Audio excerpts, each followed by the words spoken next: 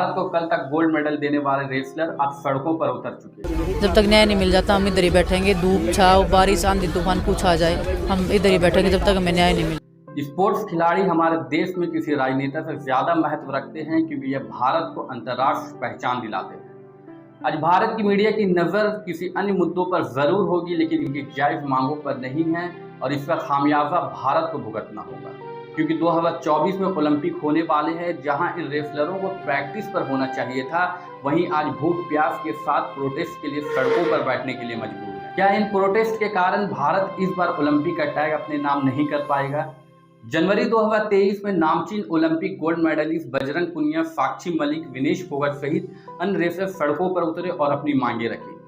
सड़कों पर उतरने का मुख्य कारण रेसलिंग फेडरेशन के प्रेसिडेंट ब्रिजभूषण शरण सिंह ने फीमेल रेसलरों के साथ सेक्सुअल असॉल्ट किया। ब्रिजभूषण शरण सिंह रेसलिंग फेडरेशन के प्रेसिडेंट के साथ साथ बीजेपी के एक बड़े नेता और एमपी भी है। इन पर कई सारे आपराधिक मुकदमे दर्ज है। इन्होंने खुद अपने हाथों से एक हत्या होने की पुष्टि की, लेकिन किसी भी प्रकार का कानूनी एक्शन इन पर नहीं लिया गया। प्रोटेस्ट की शुरुआत जनवरी में तब हुई जब विनेश फोगाट को कई सारे फीमेल रेसलरों का कॉल आया। दरअसल लखनऊ में रेसलर कैंप ऑर्गेनाइज होना था। लड़कियों ने कहा कि यहाँ का एनवायरनमेंट उनके लिए सेफ नहीं है और कुछ लड़कियों ने यह तक कहा कि रेसलिंग फेडरेशन के प्रेसिडेंट ब्रिजभूषण शरण सिंह ने उनके साथ सेक्सुअल असॉल्ट किया है। धीरे धीरे यह प्रोटेस्ट बढ़ता चला गया और इसमें कई रेसलरों ने पार्टिसिपेट किया और अंत में हुआ यह कि स्पोर्ट मिनिस्टर ने लखनऊ में होने वाले नेशनल कैंप को कैंसिल कर दिया। जब प्रोटेस्ट की खबरें और ज्यादा फैलने लगी तो कई और लड़कियां हिम्मत करके आगे आई। विनेश फोगाट ने अपने इंटरव्यू में कहा कि पहले 2 से 3 लड़कियां सेक्सुअल असॉल्ट का शिकार हुई थी, जबकि अभी इनकी संख्या और ज्यादा बढ़ चुकी है। साफ तौर पर यह आरोप कितना गंभीर है यह आप समझ सकते हैं। अब मामला जो सामने आया वह एक नाबालिग लड़की के साथ का है। जैसे जैसे प्रोटेस्ट टूल पकड़ने लगा तो स्पोर्ट मिनिस्टर अनुराग ठाकुर और इंडिया ओलंपिक एसोसिएशन की प्रेसिडेंट पीटी उषा ने आश्वासन दिया कि इस मामले पर जांच की जाएगी। मामले पर बबीता फोगाट जो बीजेपी की लीडर है, उन्होंने भी कहा कि सरकार रेसलर के साथ है।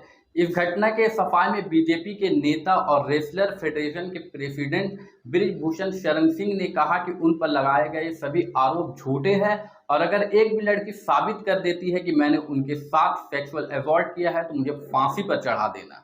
यह प्रोटेस्ट उस समय के लिए तब रोक दिया गया जब स्पोर्ट मिनिस्टर अनुराग ठाकुर ने कहा कि जांच के लिए एक कमेटी का गठन किया जाएगा और जब तक जांच पूरी तरीके से पूरी नहीं होती तब तक ब्रिजभूषण शरण सिंह को उनके पद से हटा दिया जाएगा। लेकिन जांच की प्रक्रिया इतनी धीमी थी कि रेसलर फिर से अपने हक की लड़ाई के लिए सड़कों पर उतरना पड़ा और इनकी मांग अब शरण शर्मा के खिलाफ एफआईआर दर्ज करने की थी। जरा सोचिए, इतने बड़े दिग्गज और आपराधिक मामले वाली छवि के नेता पर एफआईआर तक दर्ज नहीं किया जाता।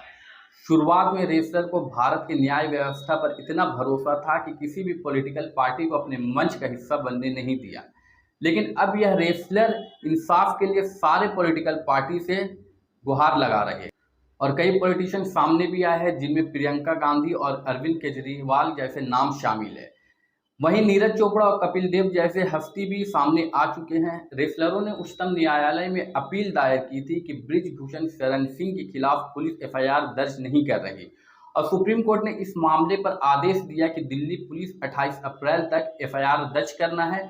वहीं पुलिस ने कोर्ट के आदेश को मानते हुए एफआईआर दर्ज कर लिया है, वो भी पूरे कई महीनों के बाद। अब एफआईआर दर्ज होने के बाद देखना यह है कि इसकी जांच कितनी निष्पक्षता के साथ होती है और अगर सच में इन्होंने सेक्सुअल असॉल्ट किया है तो न्यायालय इन्हें क्या सजा देगी।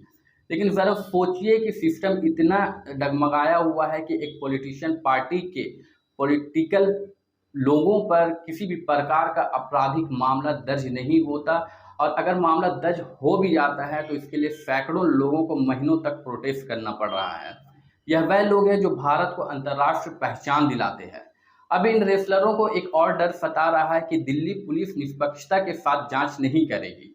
अब देखना यह है कि आगे की कार्रवाई क्या होगी और इस पर न्यायालय का एक्शन क्या होगा।